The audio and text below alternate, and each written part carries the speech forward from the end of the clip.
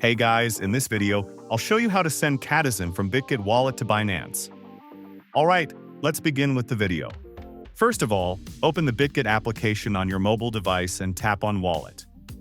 In the Tokens section, make sure you have available Cati coins and are ready to send. Now tap on it, then tap on Send, and in the Receiving Address field, we need to copy our Cati address from Binance. So open Binance, tap on Wallet, tap on Spot, and then tap on Deposit. At the top, search for Cati, and then tap on the first result. Now for the network, select Ton Coin and tap on it. Here, copy the deposit address and go back to Bitget. Then paste the address in the Receiving Address field. After that, get back to Binance again and copy the memo.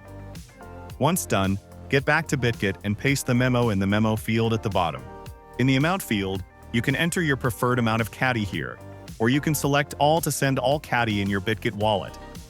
Once entered, tap on Confirm and wait for a couple of seconds. You can then tap on Confirm again, enter the required password and complete the transfer. So that's basically how you can send Catizen from Bitget Wallet to Binance. So that's all for this video. Consider subscribing if you find it helpful, and I'll catch you in the next one. Thanks.